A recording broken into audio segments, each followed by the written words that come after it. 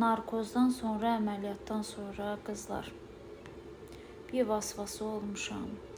O cəngavər, o böyle tuttuğunu koparan, hiçbir şeye bir acı hissetmeyen Nərgiz gedib, her şeye küsən, uşaq kimi olan, nə bilim ağrıyor, ay uf eləyən Nərgiz gəlib, uşaq kimi hər şey mızıldanıram. Belə baxsınlar, yan baxsınlar, küsürəm. What happened? Ha? İngilizcə dedim. Yavaş-yavaş hiss edirəm, özümə gəlirəm. O tövbə estağfurullah, döyüşçü qaqaşınız geri gəlir yavaş-yavaş.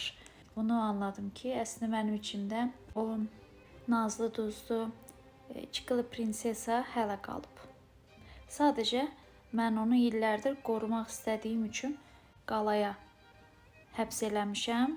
Sadəcə narkozun etkisində qapılar falan açıq qalıb, pəncərələr açıq qalıb. Ona görə o da icazəsiz çıxıb çölə. Ayıb olsun. İnsan icazəsiz çölə çıxmaz. Keçən gün bir dostum mənə yazmayıb. Elə bilmişəm ki, mənə yazmayıb. İçimdə elə ona küstüm. Mənə 1 il yazma, 2 il yazma, heç maraqlı gəlməsə yazmırsan, yazma. Amma necə küsmüşdüm. Birdən o biri telefonuma baxıram ki, yazıq uşaq de əməliyyat günündə mənə yazıb. Mən o mesajlar çox gəlib keçib görməmişəm. Sonra pişik kimi oldum, dedim, üzr istəyirəm. Səhv elədim, haqqımı halal elə. Əslində içimdəki cəngavər qadın, o nazlı, hər kəsə inanan, incə düşüncəli qızı qorumaq üçün əslində onu o qalaya həbs eləyib. Yaxşı eləyib, əcəb eləyib. Hünəri var, çıxsın oradan. Elə o çıxmışdı, elə nələr başına gəldi.